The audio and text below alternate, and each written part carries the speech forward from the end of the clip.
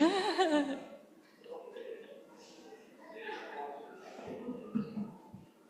right. The chalice today will be lit by Kelsey Crawford. Yay, Kelsey. Thank you, Kelsey. Please join me in reading the words provided for you as we light the chalice. We light our chalice as a symbol of the light within us and the life that flows through the world around us. It is our beacon as we search for truth. It is the warmth in our hearts for love, and it is the energy that propels us to action. May we be kindled by our time together. By Brian Seeley. Attribution is always appropriate, yeah.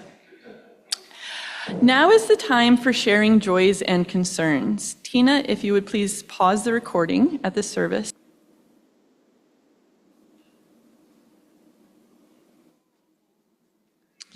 And Tina, if you would begin recording again. Thank you very much. So Melanie has selected a piece titled Athena by Aleya Dao, who is a practitioner of sound healing. So please sit back, relax, and open your senses as the music plays.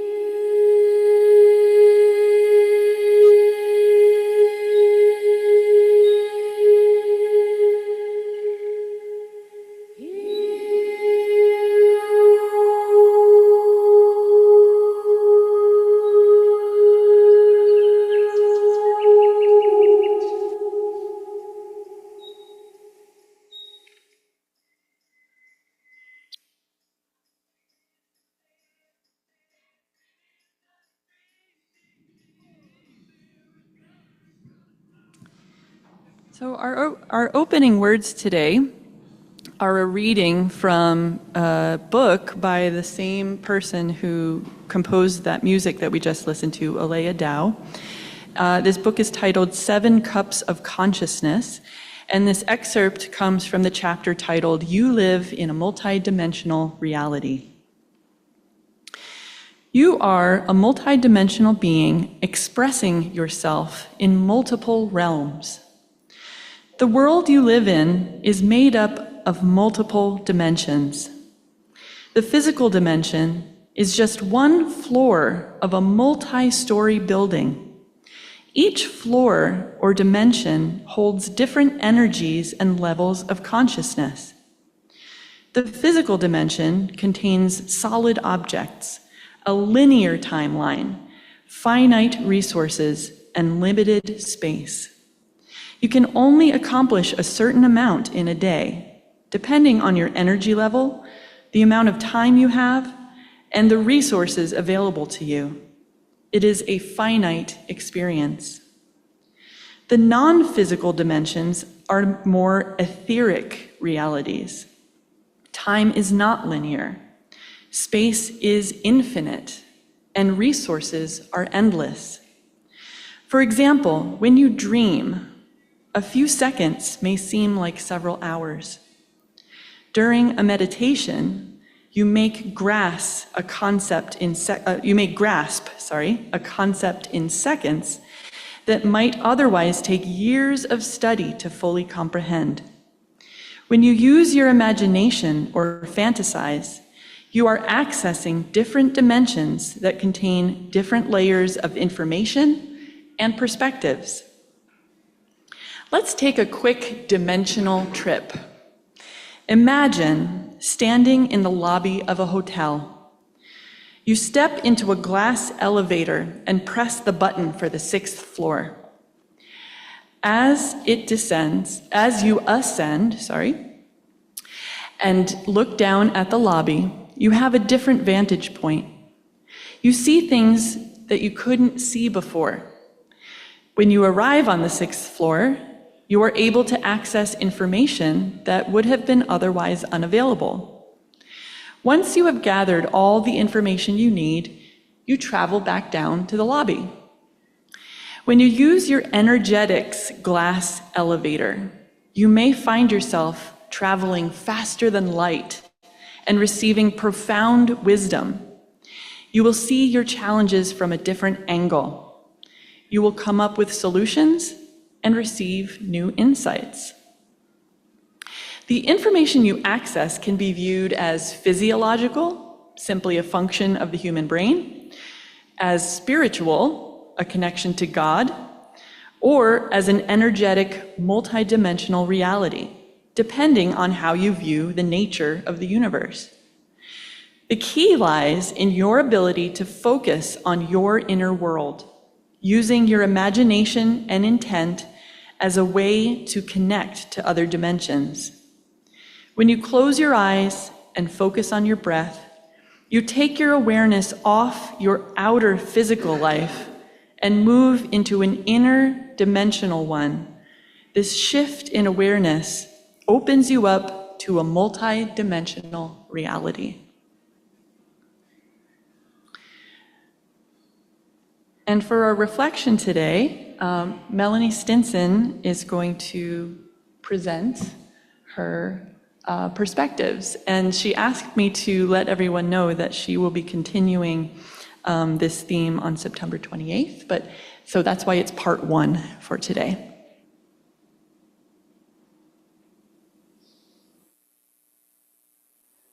Good morning. I'm Melanie Stinson, and I designed this service for you. I hope you enjoy it. I hope it's something maybe new and wonderful. The reading that you just heard introduces you to Aleya Dao's view of multidimensional reality. Aleya is a doctor of Oriental medicine. That means she does acupuncture and herbs. She's also a sound healer as a singer and a vibrational or energy healer. Now, Sonia Choquette, She is a world-renowned author and storyteller, also a vibrational healer, and she's a spiritual and metaphysical teacher. She calls this multidimensional reality sixth sensory living.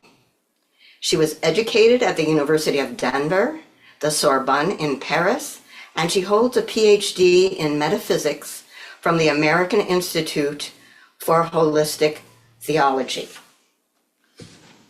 So we know we have five senses, at least. I hope we know that.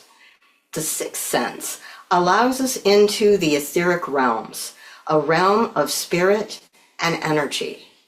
The sixth sense is a sense we might call psychic, or you might have a different name for it.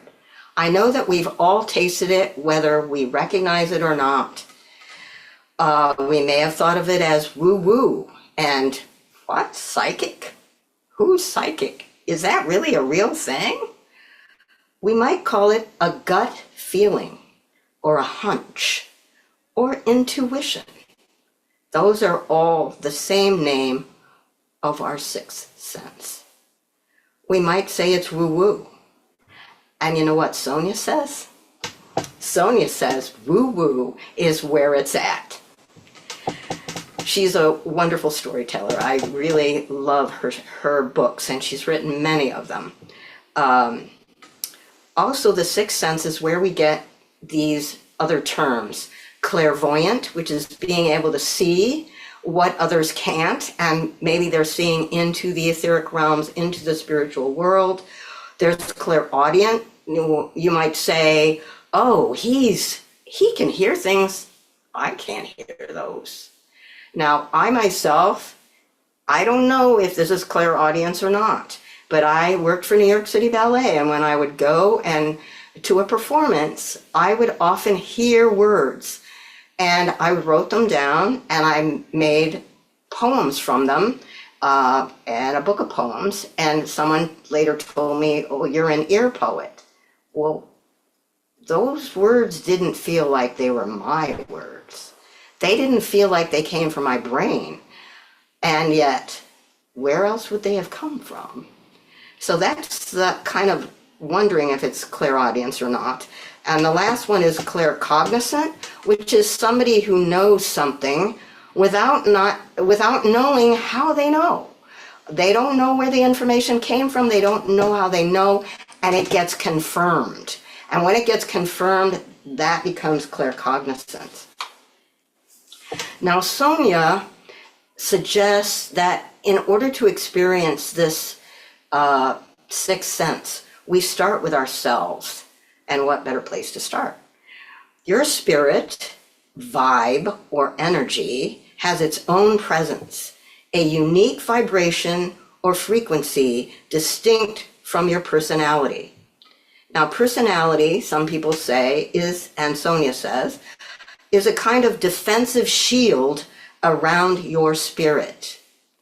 This makes me think of people who talk about the ego self versus the true self, which is deep inside you, and some people are seeking their true selves and who they really are and what they really value, and the ego sometimes seems like it gets in the way of that, or it feels like it's got to protect the whole person by speaking up and not allowing the true self to come through.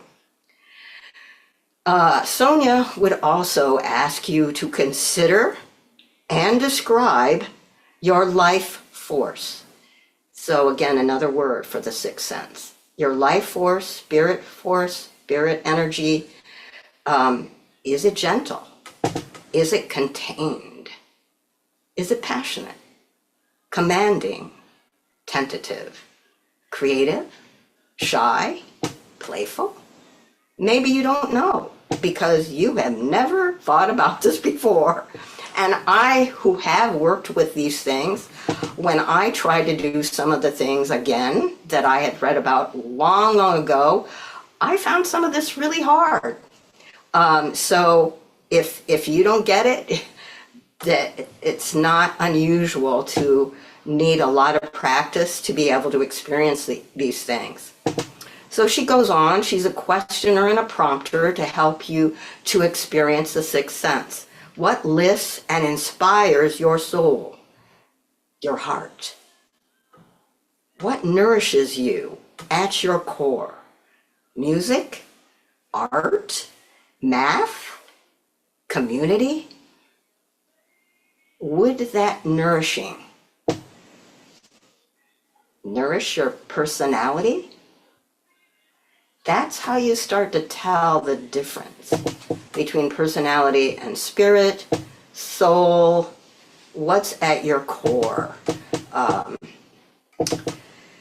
So Sonia really believes, without using the term multidimensional reality, that we really need the sixth sense to get awareness of these other realms that are nonlinear and very different from our traditional Earth experience.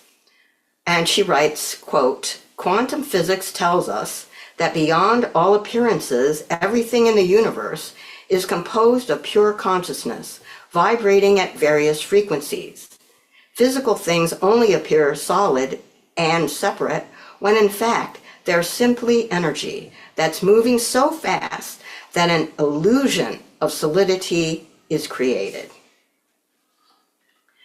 The etheric realms, or the spirit world, vibrate at an entirely different level from the physical world. It can't be registered by the eye, but is rather felt and experienced by the mind when you start to exercise your awareness and pay close attention.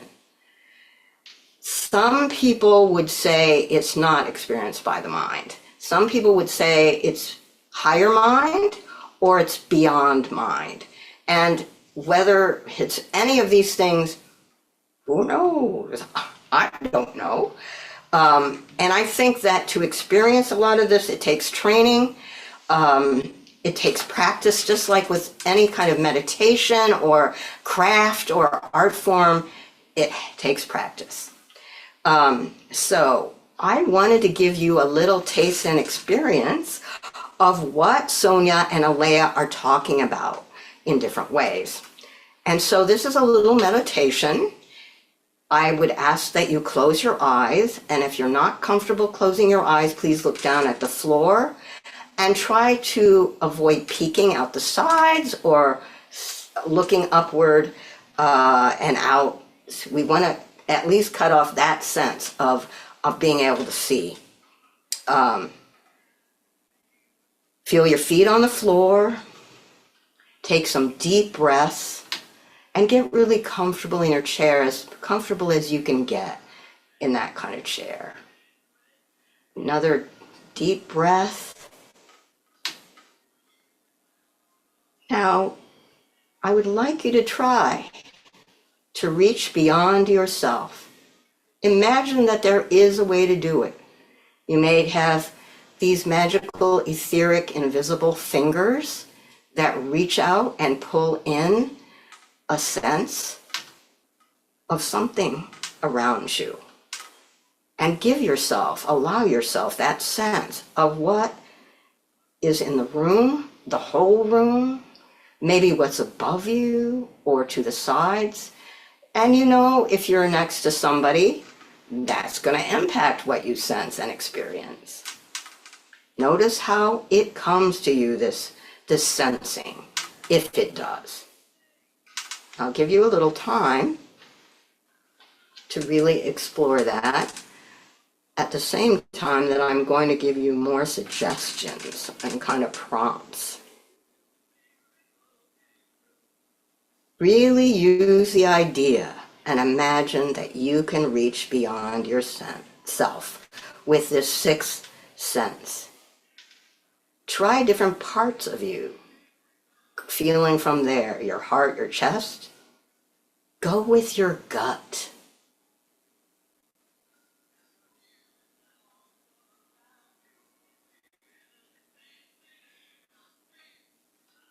As I keep talking, if you want to continue doing this, please go ahead.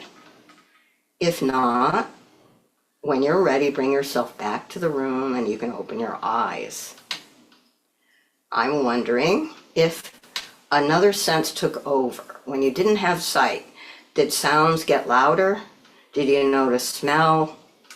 Did something take over for you and kind of replace the ability to do the sixth sensory reaching?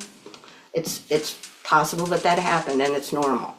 Now, I'm a retired Reiki master teacher, and I can tell you right away that students who came to learn Reiki, many of them had no experience with feeling energy, even noticing on other people.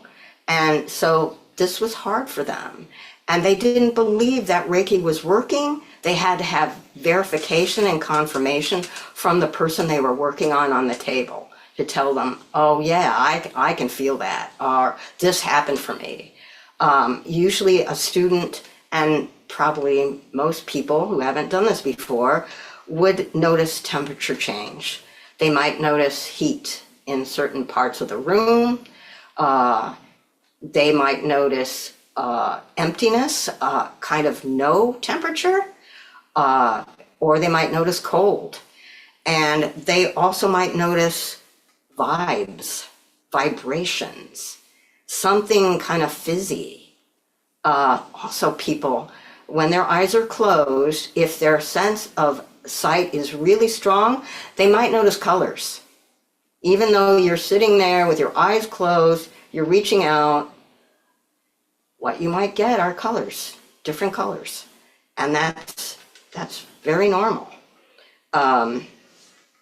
So, if you're comfortable now and you still have your eyes closed, you can bring yourself back to the room and open your eyes.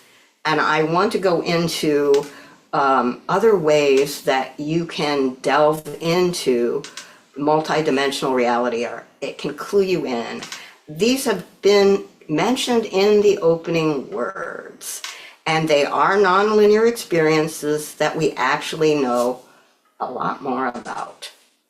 Dreams as resources, dreams that are nonlinear. They can be a few seconds. They can jump around. They can be anytime, not necessarily the present. They can be past, future. They can jump from past to future. And so they're really something. What they can tell you, what they can bring to you. James Cameron, the film director, he dreamt Avatar. And I hope that a lot of you saw that movie because it was really great. Maybe some of you have had meaningful dreams, asleep, or what one would call waking dreams. My sister, after her husband died, she's told me that a lot of times she dreams of her husband, and he's helping her. He's always trying to help her in her life with whatever it is that she's doing or that she's questioning or that she has trouble with. And those are wonderful kinds of dreams, and you might be familiar with some of those. The next part of this multidimensional reality is meditation.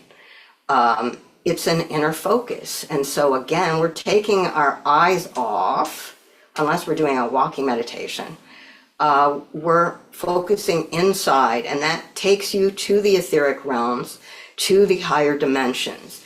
And it's only called higher because of the way human beings orient. The sky is high, we're low.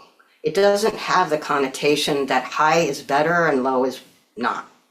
It doesn't mean that. And it also does not mean that that's the only way to really experience the higher realms or the etheric realms, because it can be all around you. So the third aspect of multidimensional reality is imagination, which we all have. So I want to remind you of a service we had in the past about the parable of the sower. Where did that author get her ideas for her futuristic book that seems in some ways to foreshadow a future that we're in right now that seems to possibly warn us or guide us. And I know a lot of you are science fiction and fantasy fans. Where do those ideas come from? And are they all fiction? How many of these books have seemed to predict something that actually happened later, after they were published? I know that there's many people who write books who are experts in a certain area, and it might be science, and they bring that to it, but it doesn't mean that they get all their information from their background as a scientist. So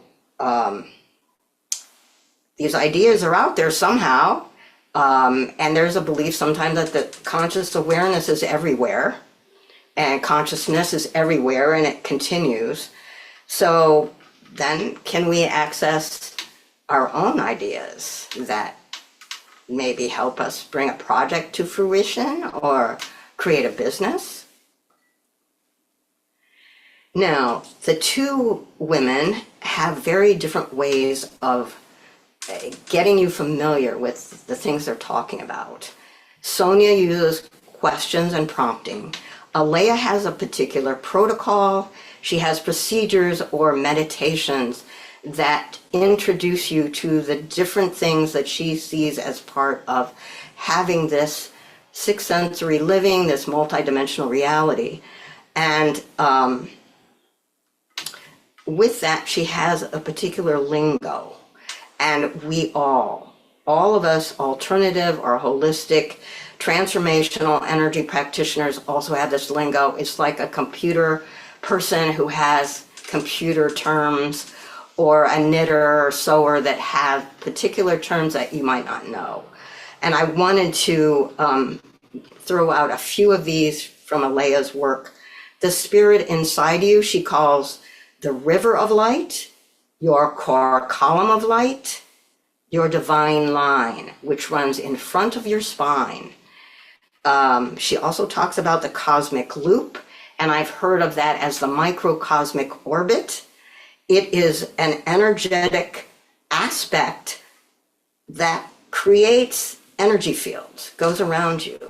And energy fields, you may have heard of the aura. It's the same thing. Prayer fields, biofields, auric fields. It's all this energy field around you. And those energy fields in turn create energy centers that we call the chakras. And some of you may know the chakras from yoga or some other practice that you have.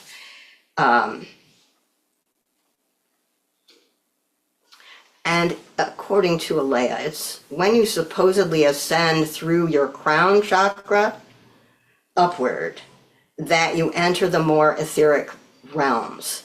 And the contact point up here, beside the chakra, is also given a name.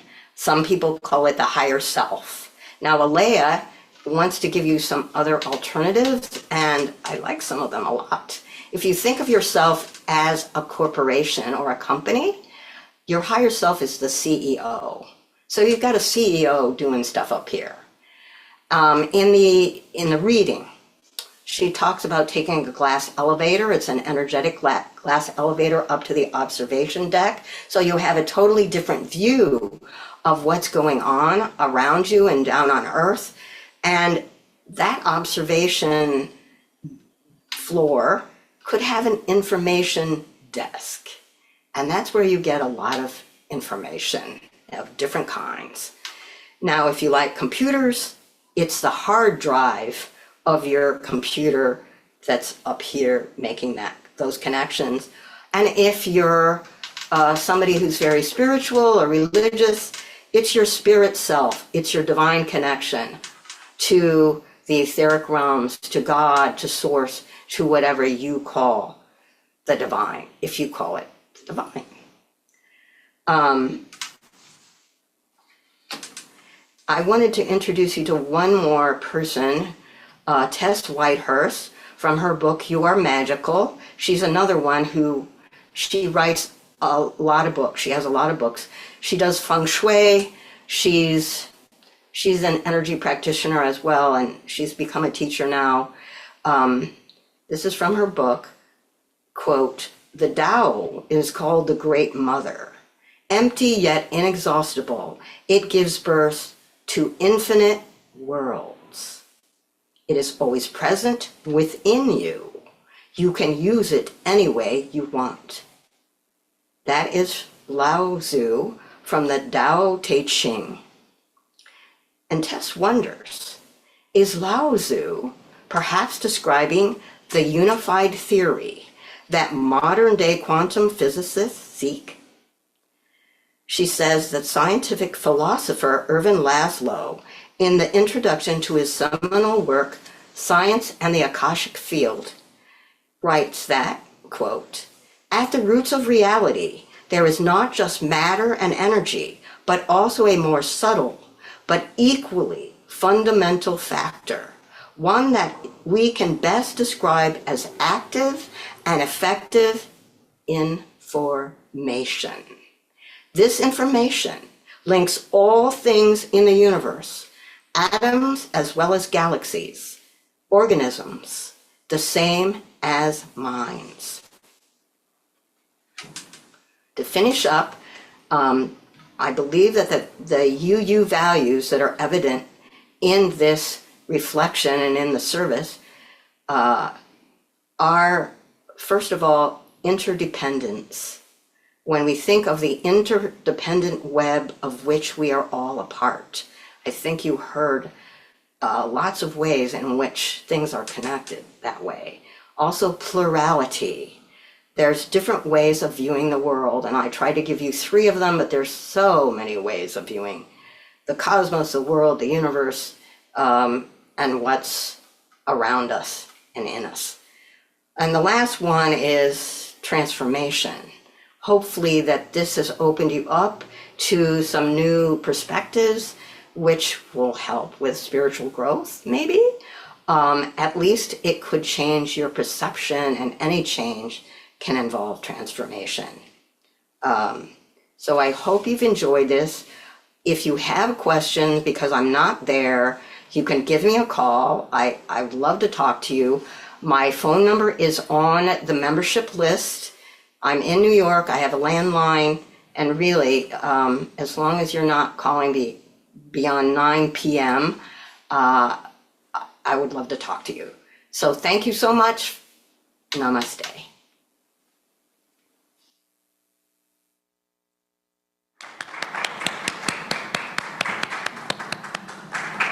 Thank you again to Melanie, who I believe is listening in today through Zoom. So thank you for that wonderful reflection. And again, if you're interested in hearing part 2, that will be presented on September 28th. Now let there be an offering to sustain and strengthen this church, which is important to so many of us. We gratefully dedicate this offering to the good of the congregation, the wider community, and the world. If you make automatic pledge payments, please place one of the yellow cards indicating this support. They're in the back pockets on the seats. You can put this in the basket as well. Thank you. Oh, and sorry, if you want today's contribution to count toward your annual pledge, please put it in an envelope with your name on the front so we know who to credit it to. Thank you.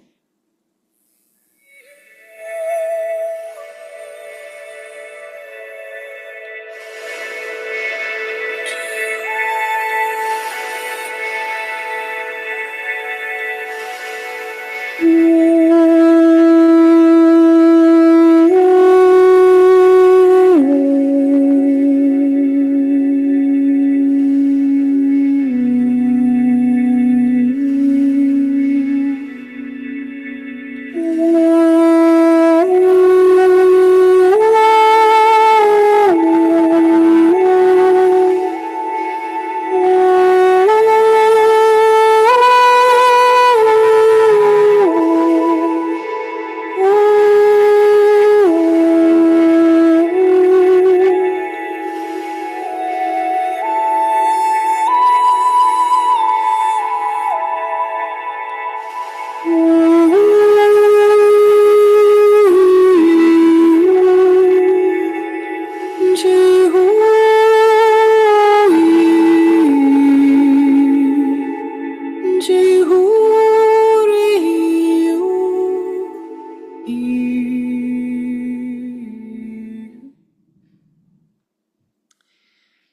our closing words for today come from Sonia Choquette's book titled Ask Your Guides, and Sonia was one of the authors that Melanie mentioned in her reflection. In the 20 years that I've been asking people about their pet's spirit, I've never encountered a person who couldn't describe it quite accurately, much more accurately, in fact, than the spirits of many people in their lives. Perhaps it's because pets are so loving and accepting of our souls that we become aware of and sensitive to theirs as well.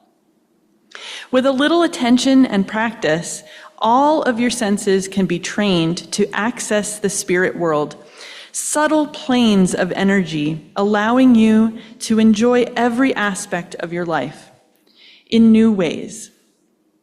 I remember, for example, taking a music appreciation course in college and having an incredible breakthrough in my awareness after a few short weeks. I've always loved listening to music, but the instruments had generally blurred together in a solid mass of sound and rhythm.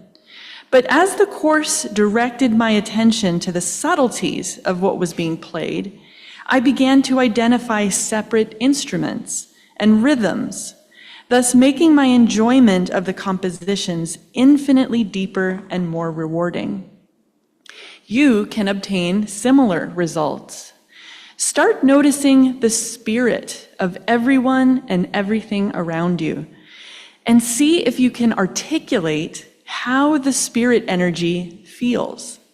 If you're the type of person who tends to get stuck in your head and disconnected from your healing center, this may feel a little awkward at first. So start by describing other spirits in simple terms, like light or heavy, quick or steady, bright or dull. Let your heart express itself as your imagination guides the experience, and don't censor your impressions. The trick here is to bypass your brain and let your feelings bubble up directly from your heart to your mouth. You may even speak words that you don't consciously register. So please join me in reading the words provided as we extinguish the chalice. As we come to the end of service, may you depart from our time together, buoyed by the spirit of life, delighted by the warmth of our gathering, and renewed in soul and mind.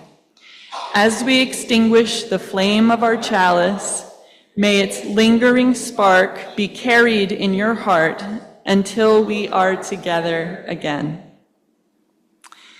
Before our closing song, we have time for some announcements, so please come to the podium if you have one to make.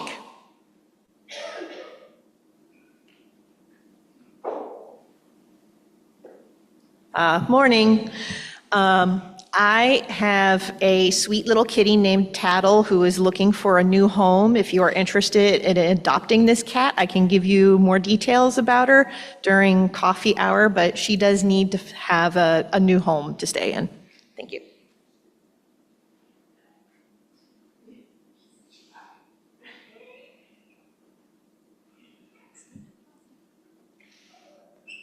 There's going to be 4 weeks of meditation and maybe a possible option for more. And I'll be leading it, and it will be here in the sanctuary or in the other room, depending on how many people come. And it will be September 3rd and the 3 weeks that follow that in September. So feel free to come as you are. The time is 6 to 7 on Wednesdays. I'm going to start with an hour and see how it goes. We'll be practicing, we'll be sharing our practices, And this is great. Thank you. I'm putting it in my calendar right now. I'm not texting, I'm adding to my calendar. Yes, Steve. So one last reminder about the Ford Caulfield funeral tomorrow. It's not here, it's at the Toledo Unitarian Church. Who said that? My wife.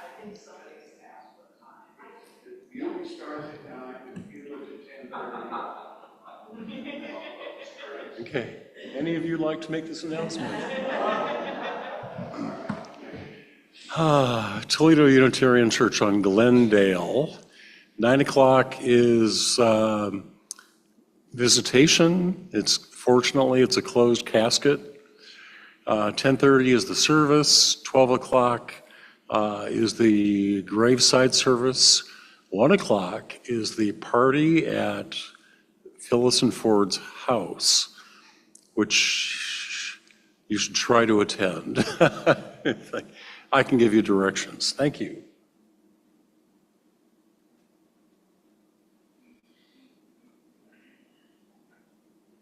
Hi, everybody. I am not announcing a blood drive. That's on hiatus until March. But I did have an announcement from Fellowship. They wanted to say you are all invited to join game night this Friday, August 29th, here at the Social Hall from 7 to 9 p.m. There will be snacks. You can bring snacks. There are games. You can bring your own, or we also have some here. And friends are welcome, so invite everyone you know. It's a good little time, and you know, we are UU, so booze as necessary.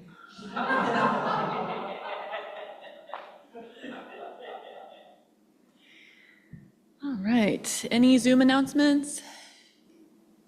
That was it? Okay, great. Thank you to everyone. So before our closing, oh no, we already did that. After the closing song, please feel welcome to stay for coffee hour. And thanks, as always, to Laura Schutze, who always arranges our coffee hour snacks and does a wonderful job. Thank you, Laura.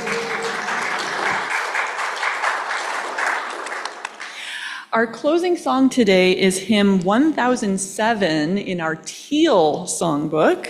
It's called There's a River Flowing in My Soul. Please join in as you're willing and able, and we have video accompaniment today.